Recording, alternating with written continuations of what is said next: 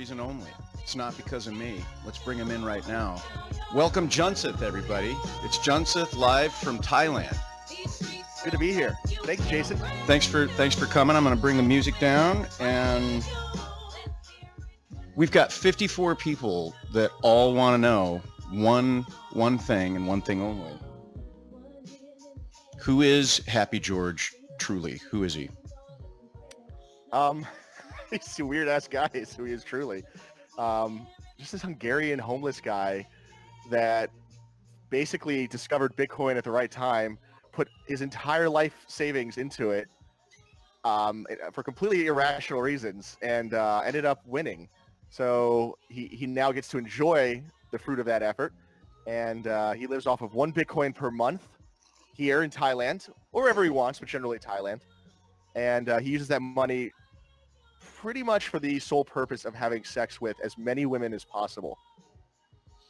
So we all know that you're Bitcoin retired, with a weird which means superpower. you have tons and tons of Bitcoin. So you must be living like 2-3 times the life as Happy George while you're there. Is that what's going on? Oh, dude, I have almost an entire Bitcoin to my name. So like, I live in large amount. Let me tell you, I'm in the 21 million club. No club like it. Well, I don't know. I heard you were Bitcoin retired. There's things that get floated around. You know that. I mean, people spread rumors all the time.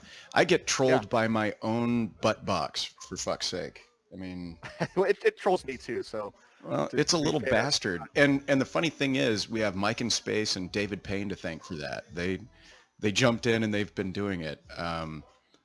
Rumor is, I or you may be required to take a DNA test at some point in time soon, because they're going to be claiming paternity suits over Twitter. So I like where they're going with that. I like the humor. I think it's good. Yeah, that sounds good. So Thailand, what the fuck, man? What is it?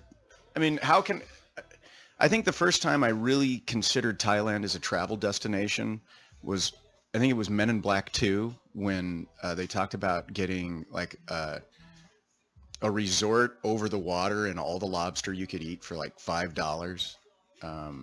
Is that true? Are you in a resort over the water and are you eating lobster for $5? It's not true, but that's not far from it from here. The water is that way, but maybe 100 feet, 200 feet tops, and the lobsters are like $5 each, maybe. So it's not all you can eat, but it's pretty fucking cheap. And there's a whole bunch of them for sale at a market another 200 feet this way. They'll cook it for you.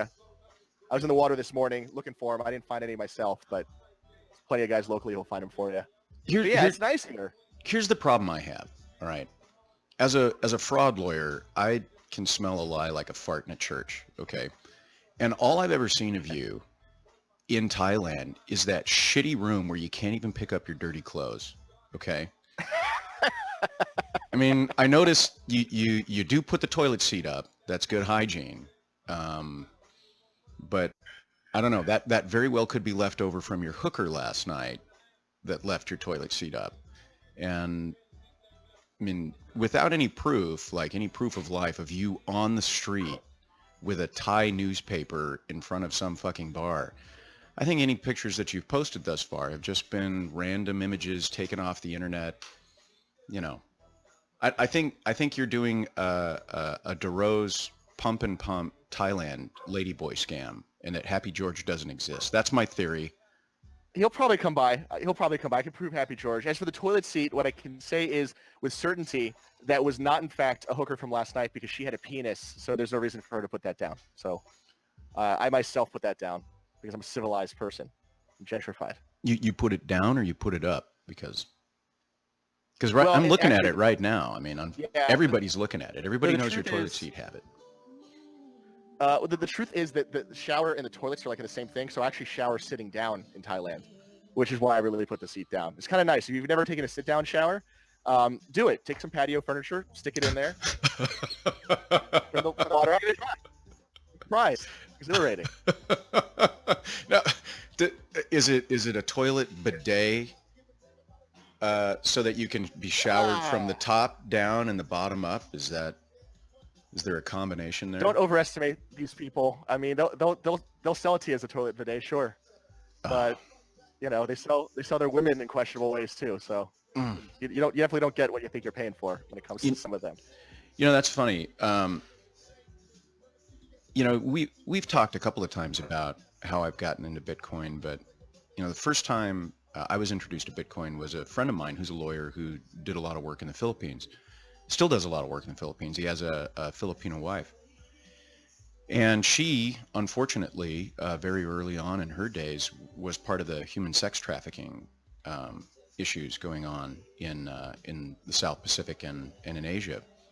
And, I think Bitcoin came up casually in the fall of 2013, as the price was pumping. And my friend, lawyer with the Filipino wife, said, look, man, Bitcoin is facilitating some of the most heinous and ridiculous things on the planet.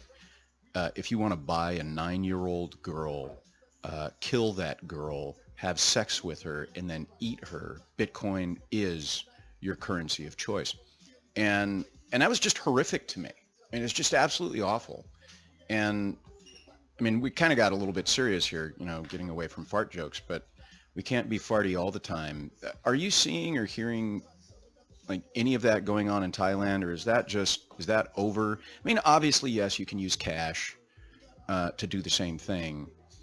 But my first exposure to Bitcoin was that kind of horrific world. Are you seeing that at all over there? No, I haven't.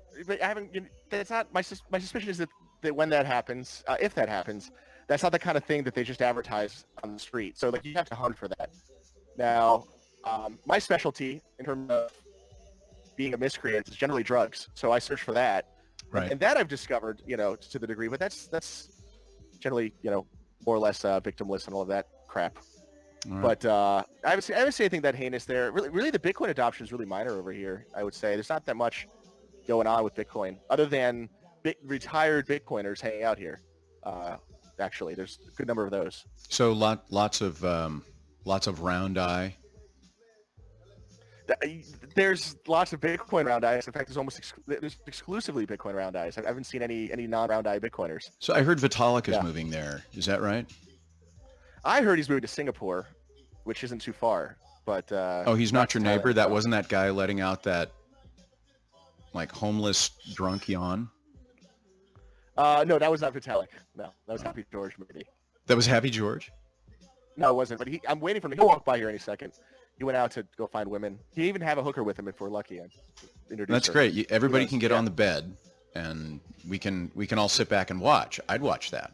I might even tip for that. Yeah. So, that's what we're here for. You and I have been having a little bit of a disagreement, and this is why people are here this morning. We've been having a disagreement about what is a security, and then sub to that, what is a scam, and then sub to that, what is a Ponzi. And my offering is that a Ponzi scheme is a very specialized, very specific type of scheme. And what I'm afraid is that the word Ponzi has been used so much since Bernie Madoff in the media that it's become this generic term for any time somebody gets scammed. And, my OCD nature has been to try to correct people when they call something a Ponzi, just to bring some education in the world and say, no, that's not a Ponzi. It may be a scam, but it's not a Ponzi. And I think our dispute may be over that. I think it's my need to be very specific about the definition of what a Ponzi is, versus the vehement assertion that something that's a scam is a Ponzi. Would you agree with that statement that we're fighting over that nuance? No, I think that's certainly a part to this, but I think that the bigger issue is where we get our definitions from for these words. So certainly we're fighting for a definition, but for me, what I see is that you are coming from a legal framework, and you are going to probably or certainly use the U.S. legal code as the de facto authority on words, which there's plenty of room for. It's perfectly fine. But for me, I see that as almost entirely useless here because there's no enforcement. So why would the regulations matter? So I come from a financial or even a colloquial definition standpoint on some of these words. All right. So here you're trying to say that, and let's get right to the point. You're trying to say that Pepe is a Ponzi. Is that right? Certainly, I think rare Pepe, at least Pepe Cash. Okay. If not some other components, but certainly Pepe Cash is what I would constitute as a Ponzi. I'm going to write this down here. Your thesis is Pepe Cash is a Ponzi. What about rare Pepes? Rare Pepes have a weird property in that they're designed to fit into the opposite of whatever you value. Like that is part and parcel of the entire Pepe project. So if you value this thing, Pepe must be irreverent to that thing. So in the case of rare Pepe, it's significantly harder to really pin it down because it exists to be the opposite of the thing that you want it to be. Would you and I consider get that this party. a rare Pepe? Is this a rare Pepe? Hold on, let me bring my video up here. That is. Yeah, I would say that's a rare Pepe. I would say that is a rare Pepe. All right, certainly. You hear that? All you bastards out there that have denied my rare Pepe status for my hand-drawn Pepe. When have you seen it before? Because I've never seen that before. I mean, it's, I showed it the other night on the show with Chris DeRose when he was on. Yeah, right? Well, he's kind of a punk. All right. But, I mean, so here's something that I've been thinking about. And what's tough when you're thinking about things as a scam or not, and I went through this for almost a year when I worked the enforcement desk in Oregon at their state securities regulator, is identifying what is and what isn't a security, first and foremost, and two, what is a scam. So we get complaints all the time, or when I was there, we would get complaints all the time that somebody got scammed and that it's a security. And one of the things we'd have to do is really dig into it. So we'd put in almost 200 hours of time evaluating the structure of the offer and the sale, when it was sold, what statements were used, what the expectations were. We'd really get into it on the granular level before we would ever even send a request for information from the person that made the offer, from the scammer, right? Because it's important to not, at least we thought it was important in our division, to not just name something a scam and kill somebody's reputation within the first 2 seconds of looking at something. And that was the view that we had under our director and our chief of enforcement. If there was a certain ethical code from a regulator's standpoint, it was to take the term of you better be sure before you go and call someone a fraud, because calling someone a fraud has real ramifications. So I've gone back and forth on Pepes, to be honest. At one point, I thought, yes, it's a scam. And then I had to think about it a little bit more under what rubric it was, where it was presented, what market was used. Okay, no, it's not a scam. And then I go, well, it's kind of scammy. And then I go, but it's not. But what I did is try to keep that analysis inside my head until I was sure. Does that make sense? And I think from I don't do any of that. Right. And I think from a broadcaster standpoint, someone like you who is an oracle in the space, someone that people follow, yeah, you are. You can shy away from it, but people look. 56 people are here on a fucked up Sunday morning drinking coffee, watching me, and I'm nobody. They're here to hear what you have to say, and when you call something a scam, they listen, and then that's the word that they use for it. So, I try to take a little bit more time. I try to analyze it. I like to think that I earn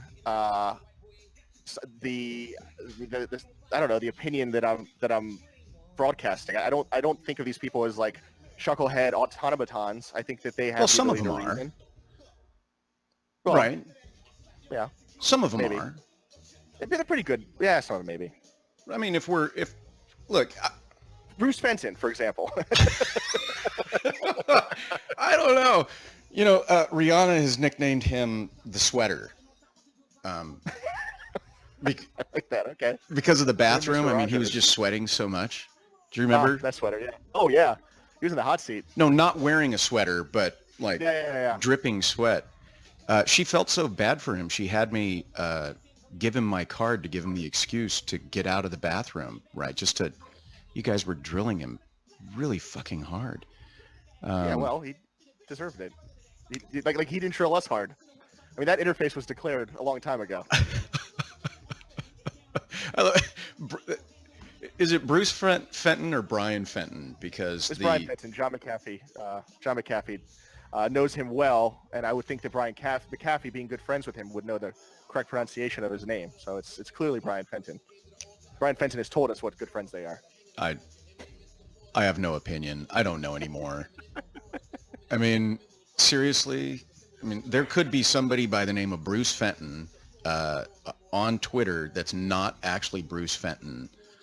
And there could be someone that's Brian Fenton. I mean, the public identity versus false identity and fake news thing that's going on these days is just amazing with the amount of content that's flooded the internet.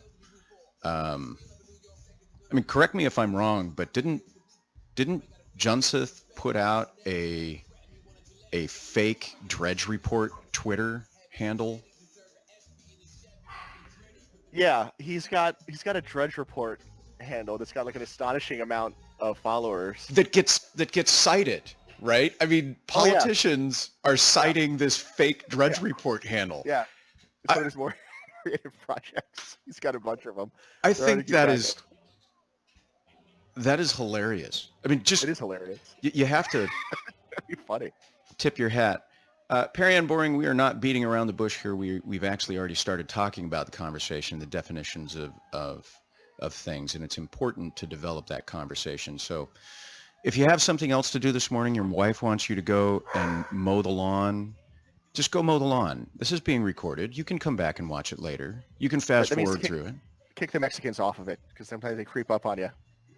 Listen, I am all for anybody that wants to work. They can come and work for me, and I will pay them. I don't ask for ID. I'm not that kind of a dickhead. I mean, I can't get my son to work, right? But if somebody down the street wants to come and mow my lawn, I will pay them because my son doesn't work. Are you even allowed to say that? Is that legal? Is that an admission of a crime? Not that I give a shit. I mean, I have no knowledge of their status. If my crime is apathy or ignorance, guilty. But I am not knowingly hiring an undocumented worker. I mean, there's that.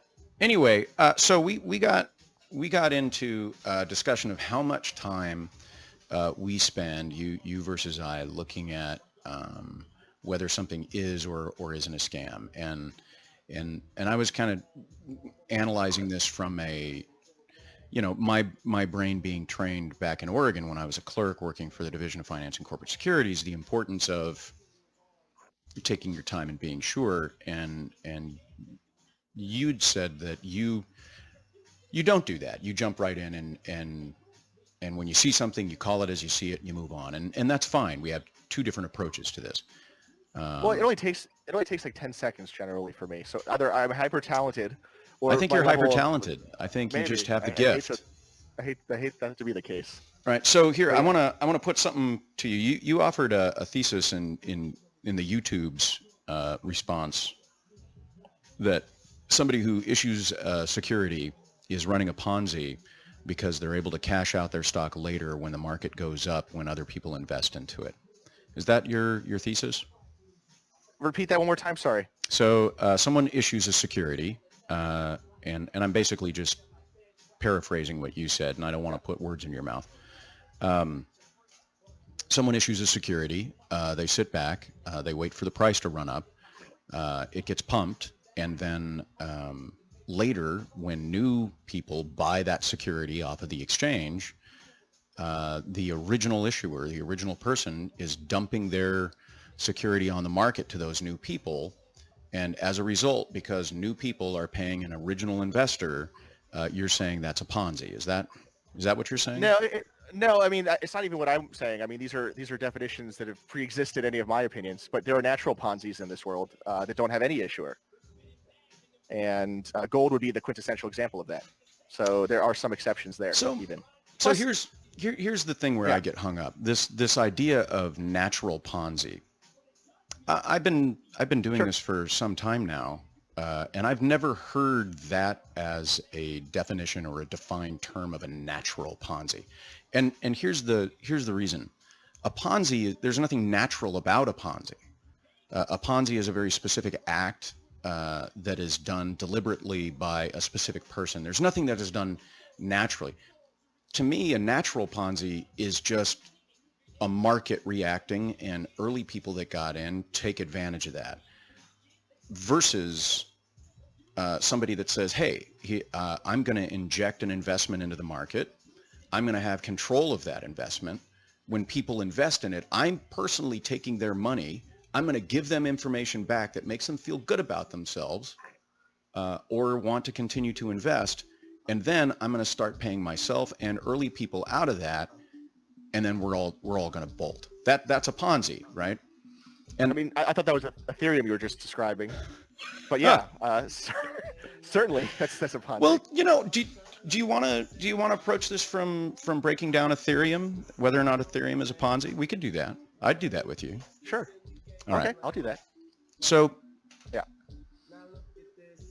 let's go back in time. It was early 2014, right? Vitalik, before the formation of the Ethereum Foundation, if memory serves, Ethereum Ether Swiss was formed in like June or July of 2014. Yeah. Siftung. I think it was Siftung was the first one. But yeah. Yeah, that's right. I think we're talking about the same thing. It was June or July of 2014. Yeah. And prior to that, we have tons of records. We have blog posts. We have even posts on Ethereum's own archived website of their offering of this opportunity to get in on Ethereum. So I think we have clear statements prior to the formation of the Ether Foundation. And the reason that's important for someone with me, the way my brain thinks, is what is the intent, right? Do we have evidence of intent prior to the purchase? And here's a little bit of the, how brain works when you analyze, or how a regulator would analyze whether or not something is a security. In full disclosure, I worked for a regulator. So I think those that are wondering, how does regulation work within the space, my brain might be a little bit of a clue for that. I'm going to draw a timeline here, and I'm running out of paper, but I'm going to hold this up for you, Chris. Do you see that? Okay, yep, I see that. The line with the X in the middle and then the arrows. And then here it is for the viewers. Ponzi. All right. X. Okay, perfect. Well, that was my note from before. I'm not saying that Pepe Cash equals Ponzi. That was your thesis. Okay. Yeah, absolutely. Yeah. The X in the middle is what we would define as the event. And the event being when someone handed over their money. All right. So when a regulator looks at whether or not somebody got scammed or whether or not somebody was sold a security, it all wraps around when that person handed over their value. So in the Bitcoin world, when did they hit send on their wallet? At that moment. And everything wraps around what was said prior to that and what was said after that. That's a very distinct moment on a timeline. Does that make sense? Everything that you say related to the U.S. court, yes, that makes perfect sense to me. Yeah. I mean, and why does it matter what happens in the U.S. court when it relates to the Bitcoin world? Do you know? Well, my point would be that it only matters when you're determining tort. No, it matters when you're determining regulatory scheme, to the extent that all of these altcoins, even Bitcoin and whatever sub-side of that, XCP, any of the sides, all sell or operate within the United States. At which point, if you have one transaction in the United States, just one, you have availed yourself of the benefits and protections of the United States of America and its laws, and therefore you're subject to its regulations. It's called minimum contacts. Washington versus Yeah, that International makes shows sense. the case on that. Yeah. So somebody that starts up a shitcoin in Switzerland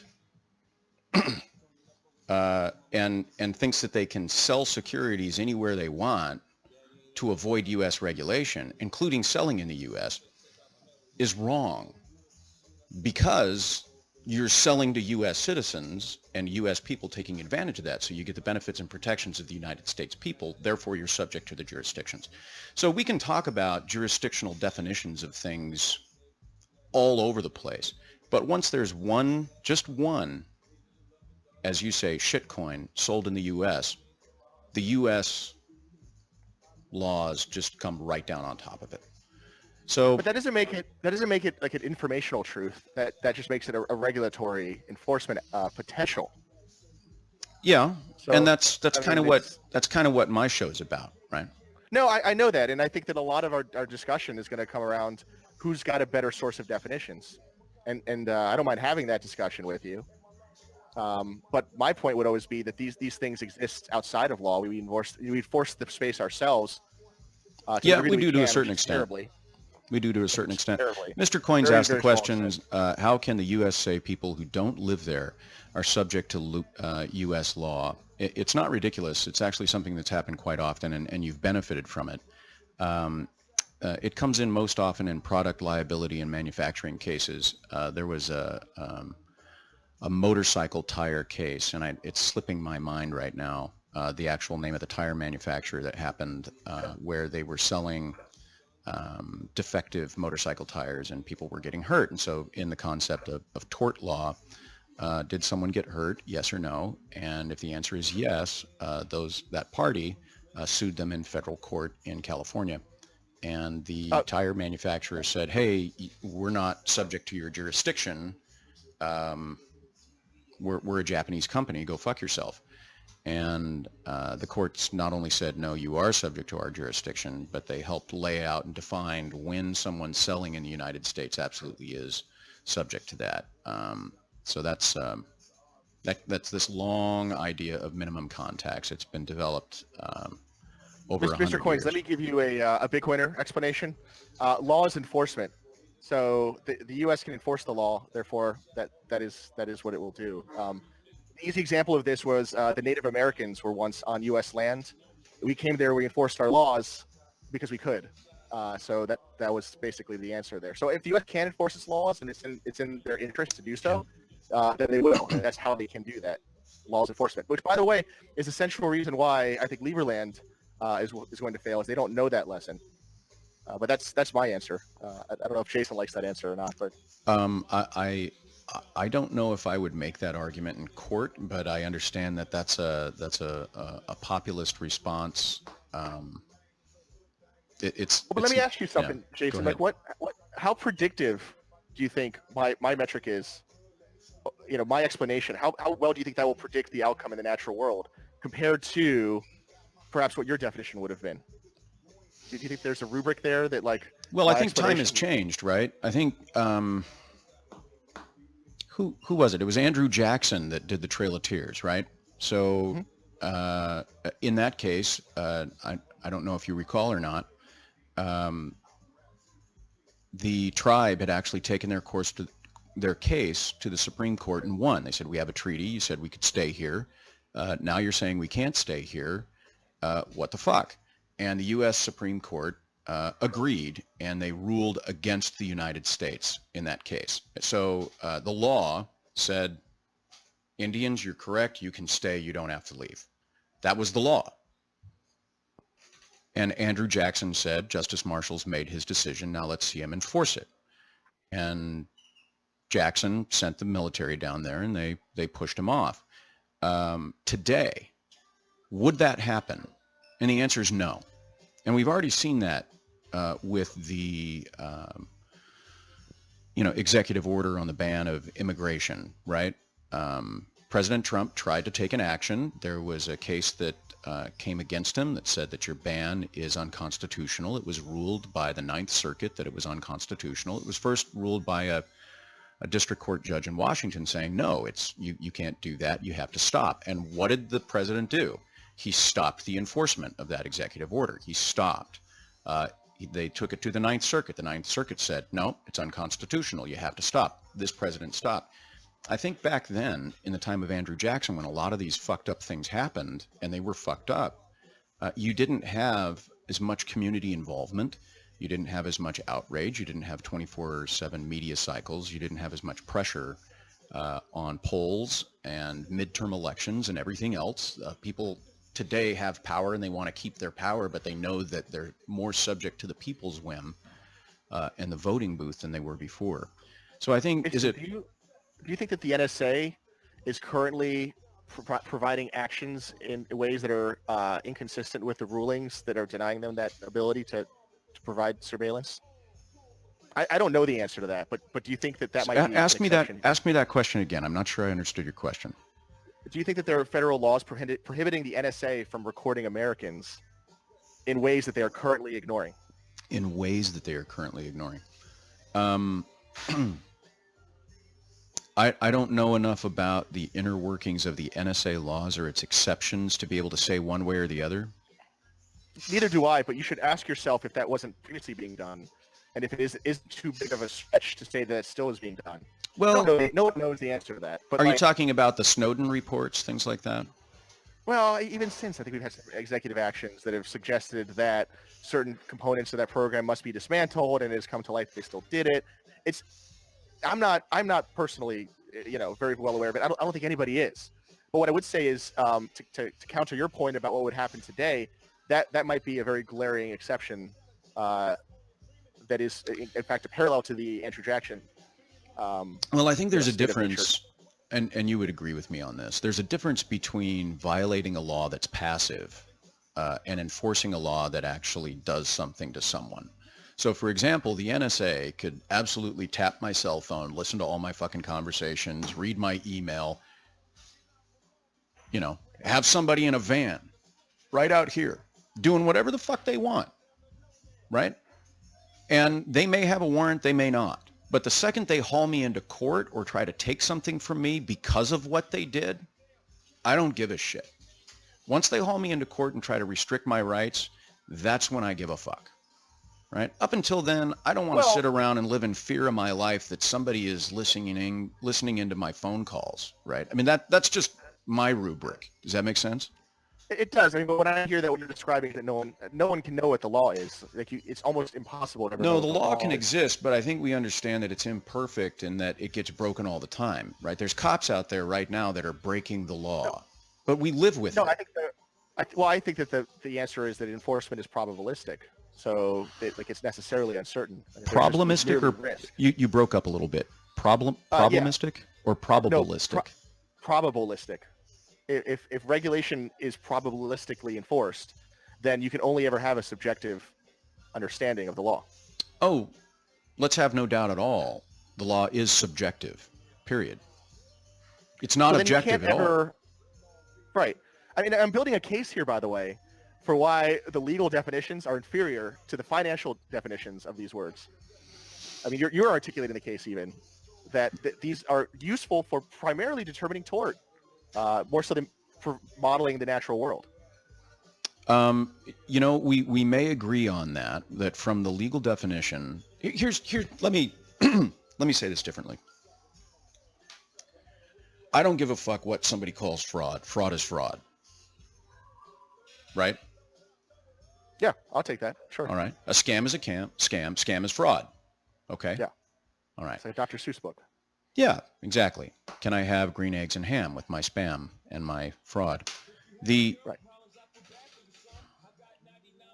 How we identify that fraud for people to understand it, to whether it's really a severe case of fraud or not, becomes a function of the media and, from what I've seen, the regulators that enforce that.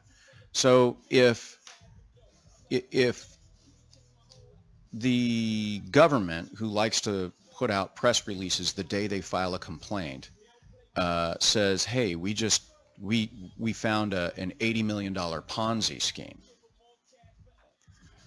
What happens mentally is that people instantly think back to Bernie Madoff, or if they're in Albania, they think of the Albanian Civil War in 97, your point that you brought up. And they think, oh, fuck, it's a Ponzi. That's the worst kind of fraud there is. It's a fucking Ponzi scheme, right? Because it has a label. And unfortunately, 95% of the time, scams that are called Ponzi schemes are not actual Ponzi schemes. It's just a label that's used to incite some form of heretical response that is not fair under the circumstances. A scam is a scam, but a Ponzi, for whatever reason, we equate emotionally and intellectually with something even worse.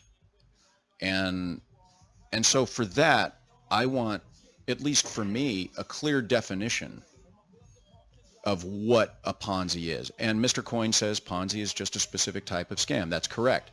And so when we use that word, words have meaning. I've said this before, and I even admitted at the start of this, I'm OCD, so I want to make sure we're using the word correctly. Call it a scam if it's a scam, but don't put the Ponzi label on it unless it's actually a true Peter to pay Paul type Ponzi scheme where you have this circular function of money that's being controlled 100% by the originator. In Pepe Cash, you don't have 100% of the funds being controlled by the originator because those funds have been put onto an exchange and you have an open market where people are selling to each other. The moment it left Mike's hands, the moment Pepe Cash left Mike's hands, it could have been a Ponzi scheme if it was still in Mike's hands, okay? But the second it left Mike's hands and went into an exchange, it left the Ponzi world definition and it became something else. That's okay. It can morph. There are pyramid schemes that are MLMs, okay, multi-level marketing. Absolutely. And you can't have a pyramid scheme without it being multi-level marketing, but you can have an absolute legitimate multi-level marketing campaign and have it not be a pyramid scheme. So there are subsets and definitions of these types of frauds that happen. And that's all I'm saying. It's just, we can call it a scam. We can analyze it as a scam. And if you want to go into it how it's a Ponzi, we can do that. What's obvious to me is that you haven't immersed yourself in the financial literature, because at the start of this discussion, you didn't even know what a natural Ponzi was, or at least you thought that we invented that. Go ahead. Tell me what a natural Ponzi is. Because I read the IMF report. It's bullshit. The guy doesn't know what the fuck he's talking about. Well, you could feel that way, certainly. Yeah. But that is a very easy case to make. A natural Ponzi is, in fact, one that doesn't have an originator, but it exhibits all of the fundamental properties of the Ponzi, such that the later investors pay the earlier investors some amount due. That's not a Ponzi scheme.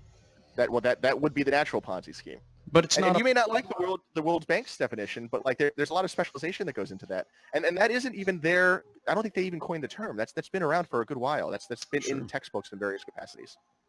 Well, that's fine, but it's not a Ponzi scheme. You declare that, and certainly if you are Mr. Webster, then I can't argue with you. But since you're not, we could defer to him. And I think if you even look at the dictionary, what you'll find is that there's absolutely an allocation in the colloquial definition of the word for natural Ponzi. And I would also suspect that that's a deep enough market that those researchers looked into the many, many very uses of the word. I don't even like to defer to the colloquial definitions, but you want to claim an authority over this, and I don't think you have that. So again, my rubric is the landmark case of Ponzi, who was doing stamp arbitrage. Period. Have you read the case of the stamp arbitrage of buying Italian stamps and selling them in the United States? Have you done that? No, that I've not done. I'm not going. That's the definition of a Ponzi scheme. That's the U.S. legal definition of a Ponzi scheme. That's the U.S. legal definition of the Ponzi scheme, right? Yeah, and the scheme has pre-existed even the Ponzi nomenclature. So he didn't invent that scam. That scam has been around but a for natural Ponzi didn't exist before the Ponzi case, right? I think an etymologist? I think an etymologist would have to really weigh in, but my suspicion is that what happened was that this scam was rebranded. the pre-existing scam was rebranded at the time of Ponzi because that was such a spectacular implementation of the scam. So I want to ask you it. a question. I want to ask Yeah. you a question here. How could you, as you, create a natural Ponzi? I don't know that I can. How did Mike create a natural Ponzi? Because you're claiming that Pepe Cash is a natural Ponzi. Hold on. I didn't quite finish yet. I think that what I would do is I'd take the roadshow out, and I would declare something that was, like De Beers maybe. Perfect. De Beers is probably the way to do that, where you corner a market on something that you didn't create, and then you run a aggressive marketing campaign for people to buy that scarce resource out of your, depository. So that would be the way to do it.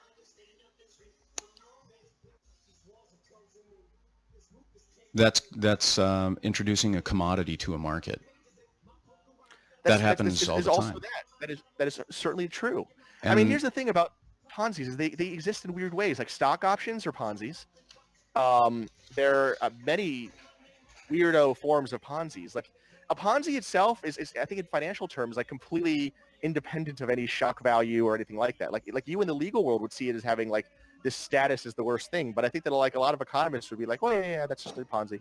And I don't think that it has that same like sort of emotional impact, But we'll see there's any economists in the channel, or even if I could find one for us, maybe for the show, would be a great guest. But you see, I mean, a Ponzi is itself just a reflection of the nature of like that Keynesian sort of speculative value, like the castles in the sky that all assets have.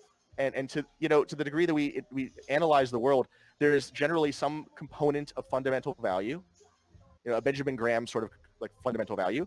And then there is the value that we can have the greater fool acquire this from us for.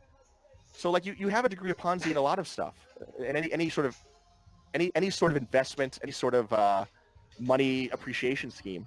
So for the sake of our discussion, I will agree with you that any type of investment offer could have some degree of a element included in a Ponzi type implementation. I can agree with that.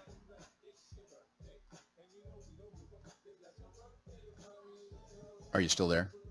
Oh yeah. I'm waiting for part 2. No, that's it. We're done.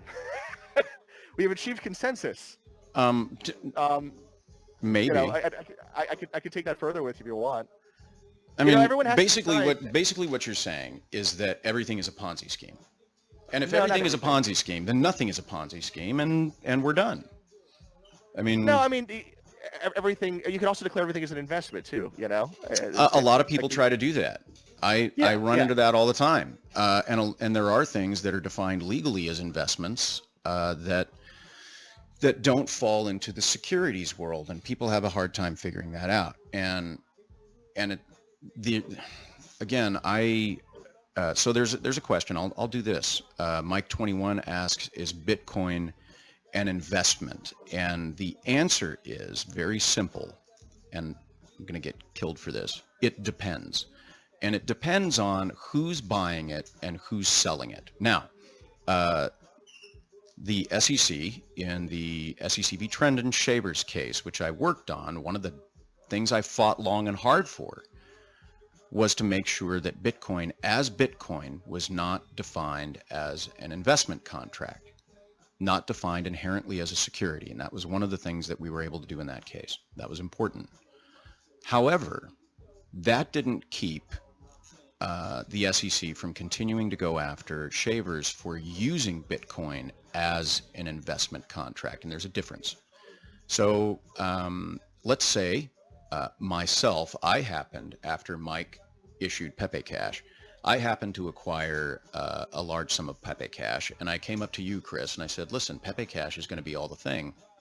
Why don't you give me 2 Bitcoin, and I'm going to go out and buy Pepe Cash. I'm going to do a Pepe Cash arbitrage, and I'll give you your 2 Bitcoin back, plus another X percentage on top of that. I have now sold you Pepe Cash as an investment. But Mike didn't sell that to you. I did. So I'm the person issuing the investment contract. So to answer Mike 21's question about whether or not Bitcoin is an investment, it becomes an investment if in that scenario, I make it an investment, or if Chris, as the buyer, makes it an investment. So the underlying thing itself, it can be a battery, right? I can turn a battery into an investment depending on how I offer it. And you can invest in batteries depending upon the transaction. So yes, an orange peel can be an investment. Absolutely. Mr. Coins, to give you an example, I can take orange peels, I can dry them, I can powder them, I can turn them into a commodity, I can sell them at a market, and I can say, hey, give me your oranges, I will peel them, I will dry them, I will sell them, I'll give you a percentage of the profit right there. I just sold you an investment in orange peels. So yes, anything can be an investment if it's packaged and presented to somebody who buys it as an investment. And that's what an investment contract is. I think that investment isn't a dichotomy. There's like a spectrum of like... I'm sorry, you're breaking up a little bit. Do you think that maybe investment as a dichotomy isn't a terribly useful way to describe something, that maybe there's a spectrum of investment potential on any given claim? Absolutely, and that's the stuff that we looked at enforcement. I gave the example of the Velvet Elvis painting the other night, right? Somebody goes to a garage sale and they find something, and they're going there because they're pickers. They're going to find something, they're going to buy it, and they're going to sell it to somebody else for more money. Does that mean that the guy running the garage sale sold that person an investment? I'm asking you, Chris. I mean, it's on a spectrum, so, but I would think so, you know?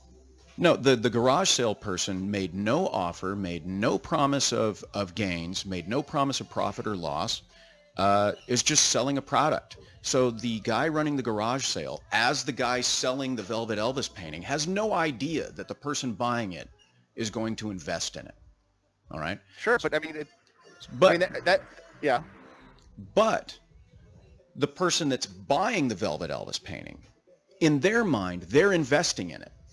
Yes, exactly. But that doesn't make it an investment contract vis-a-vis the garage seller. The garage seller has no idea he's engaged in that opportunity. So investment, legally, and again, under the rubric of enforcement and regulation, has a line that it's crossed. I can absolutely, myself, invest in baseball cards. That doesn't mean Topps is selling a security. That doesn't mean Topps is selling investments. Do you see that the legal definition exists for the purpose of creating a dichotomy? No. For like very functional reasons? The legal definition exists, from your point, and I would agree with this to a certain extent, to define tort. Yeah. I think that what I would suggest, maybe I'm wrong, but whether something is a security, whether something is a Ponzi, whether it is an investment, is something that needs to be determined as a dichotomy for the court to proceed in its enforcement thereafter. And my suspicion is that all of the nuance involved in that spectrum on all of those things is going to be lost to you, because you're deferring to a system of words designed to apply tort. No, look, and not predict outcomes. Chris, when you declare Pepe Cash a scam or an investment, you're declaring it a scam or an investment from the construct of somebody invested with it, so it's an investment and it's a scam. And that's wrong. That's wrong. For it to be an investment, you have to look at both the seller and the buyer. You have to look at them both.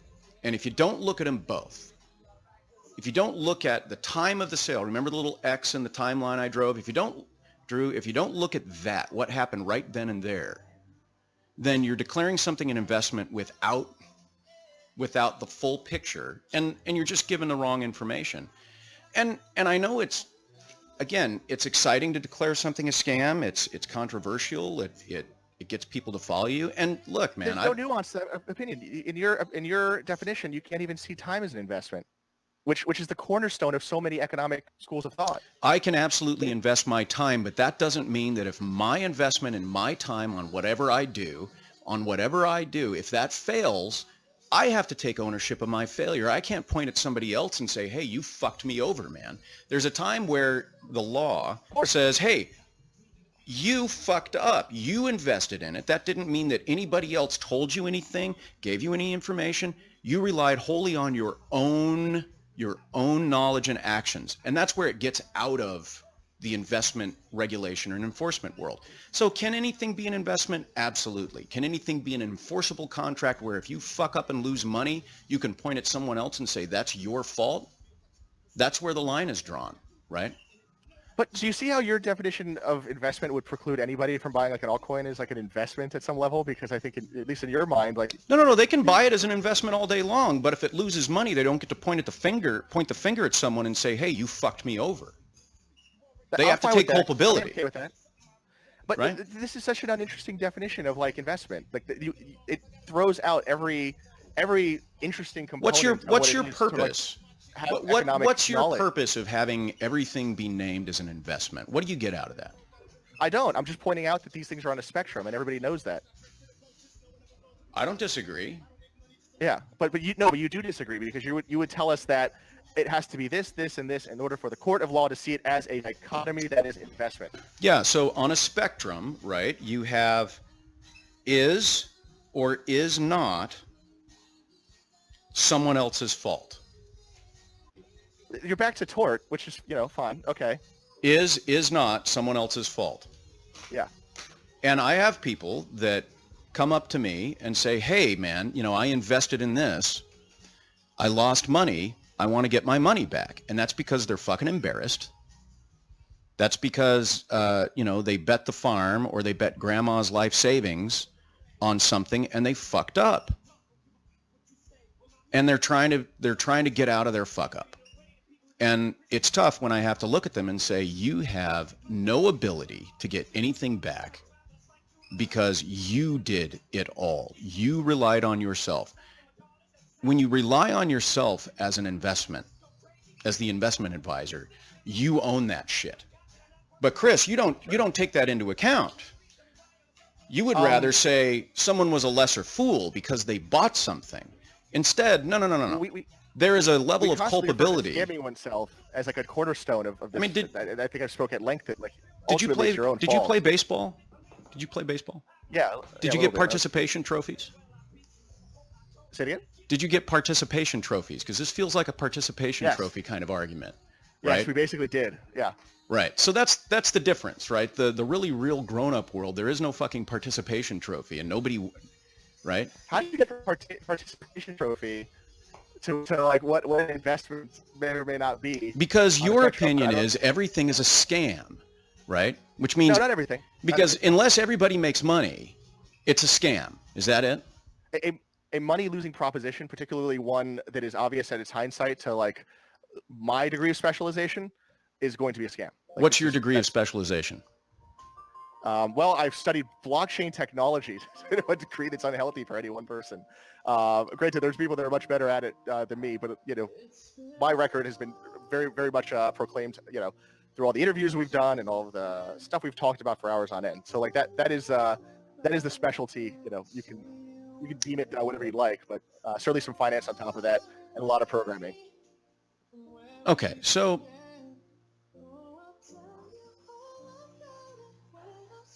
what would happen, do you think, if you put money in, I don't know, pick an altcoin. You're in altcoins, right? You've got a couple of coins, right? I've got some XCP, which I intend to donate to the Counterparty Foundation here as soon as I get back to home where my private key is. How long have you had that XCP? Before that, I had Darkcoin. Okay. For a very limited period of time when that first was released. How long? You can look. It's on the blockchain. It's actually very public. If you look for like the Chris DeRose asset, you'll see me there in the Counterparty Explorer, on JDog's thing. And you've had XCP since XCP Chit Chat started, right? Yeah, I mean, right around the same time, certainly, yeah. Okay, so the whole time that you were doing the show, you had XCP. Now, yeah. Has XCP gone up or gone down in value? It has gone up, I believe. I'd have to check it. Okay, so by your definition, if you were to have sold your XCP at any point in time, you would have scammed a lesser fool because you bought it at a lower price and they buy it at a higher price, and you then have committed a Ponzi scheme upon them. No, that wouldn't be my. That's a natural Ponzi. That was your fucking definition. No, I think Yep. that my specific allegation, in that particular case, You here's the thing, participated in a natural Ponzi. is that as somebody who's running like an information dissenting channel, that I'm acting in a predatory capacity on the audience. Like that would be the more specific tort that I would allege against myself. No. If somebody else, and then in addition to that, that would probably Okay, is also, Bitcoin a natural Ponzi in your definition? it definitely was, and it still probably is to a degree, you know, and I can tell you exactly how to figure out that degree. You look at the degree to which the federal government requires you to use Bitcoin, and then anything on top of that. Oh, no. would be the speculative- Remember, you said that jurisdictionally it doesn't matter. So federal government, fuck them. Well, Everything's a it's all scam, federal. right? This is the juice It's all box. federal world. governments. We're in the Well, it's juice all box federal- jurisdiction, ladies and And gentlemen. here's the thing: is that We're gonna that let is me take inelastic demand right there. Sorry, let me take a quick break. Rihanna just got home. I want to say hi. She has donuts, which is awesome. Do you want some donuts? Do you have some donuts? I brought you crack. Oh, In cake form. Hello. donuts. You see me? Chris is on from Thailand, Hi, Chris. How are you, honey? and we're live. Doing well. How are you? Good to see Everyone you. in the Yeah. forum. We were coaching Look at out. that. We get tips. Nice. Look at this. Money coming in. Perfect. Okay, the kids want the donuts. We're gonna take a break. We'll be right back. I gotta get I got a pee, so if I get a it's- donut yeah. and refresh my coffee. And when we come back, the first jurisdictional court of Juice Box will be in session. The Honorable Chris DeRose presiding.